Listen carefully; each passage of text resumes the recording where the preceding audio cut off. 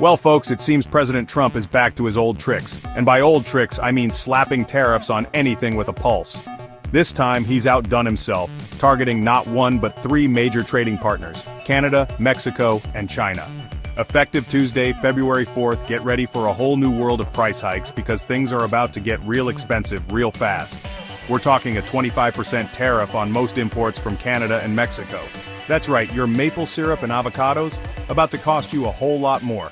And don't think you can drown your sorrows in Canadian whiskey because those are getting hit with a 10% tariff too. Even China, who's no stranger to Trump's trade wars, is feeling the heat with a 10% tariff on their goods. Now you might be asking yourself why? Why is Trump suddenly going all tariff happy on some of America's closest allies and biggest trading partners? Well, the White House says it's all about national security. Apparently, Canada, Mexico, and China are all conspiring to flood America with illegal immigrants and fentanyl. They haven't actually provided any evidence to support these claims, but hey, who needs facts when you've got tariffs, right? The really crazy thing is these tariffs are coming at a time when the global economy is already teetering on the brink. We're talking about a potential recession, folks. And what does Trump do? He throws a grenade into the whole system with these tariffs. It's like trying to put out a fire with gasoline. This is not a drill, people. This is a full-blown trade war, and it's going to have serious consequences for all of us.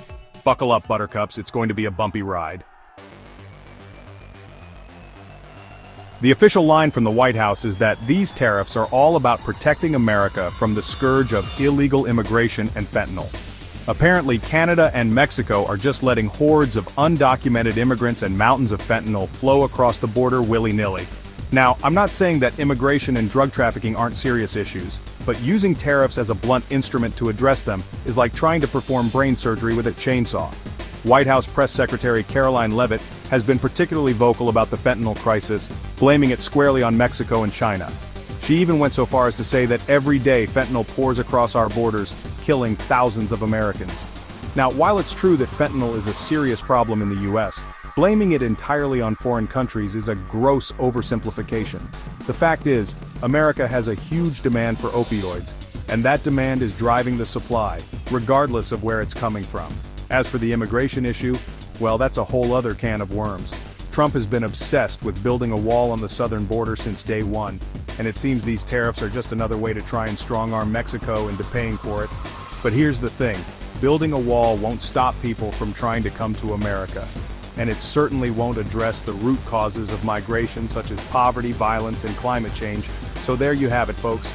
The White House justification for these tariffs is a flimsy smokescreen for what is essentially an economic attack on our closest allies. It's a dangerous and irresponsible move that could have devastating consequences for all involved.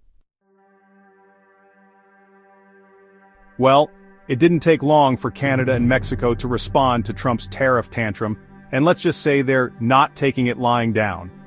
Canadian Prime Minister Justin Trudeau, who is apparently planning on retiring soon anyway, decided that if he's going down, he's taking some American industries with him.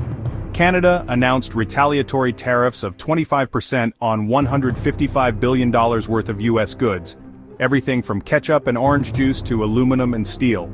Trudeau, in his typically polite Canadian way, pointed out the absurdity of calling Canada a national security threat. He reminded everyone of the strong historical ties and cooperation between the two countries and basically said, "What the hell, America?" Mexico, for its part, is equally unimpressed with Trump's antics.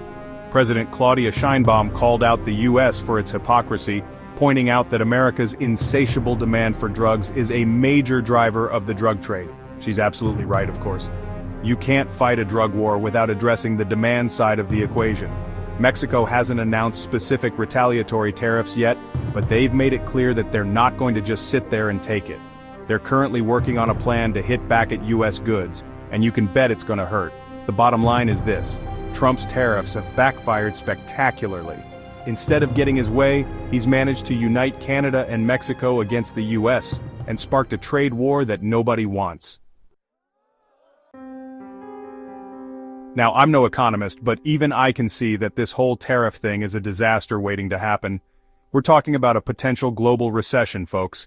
And what does Trump do? He throws a grenade into the whole system with these tariffs. It's like trying to put out a fire with gasoline. The tariffs are already having a ripple effect throughout the global economy, Stock markets are plummeting, businesses are bracing for the worst, and consumers are starting to feel the pinch at the checkout counter. Experts are warning that this could easily spiral into a full-blown trade war with devastating consequences for everyone involved. But it's not just the economic fallout that's worrying. These tariffs are also putting a serious strain on America's relationships with its closest allies. Canada and Mexico are furious, and understandably so. They've been treated like enemies instead of partners, and they're not going to forget it anytime soon. And then there's China. They're not exactly thrilled about these tariffs either, and they've already vowed to retaliate. China is a major economic powerhouse, and they're more than capable of inflicting some serious pain on the US economy. The bottom line is this: Trump's tariffs are a reckless and irresponsible gamble that could have catastrophic consequences for the global economy and America's standing in the world. This is not a game, folks. This is serious business, and it's time for our so-called leaders to start acting like it. Please like, share, comment, and subscribe for more interesting stories.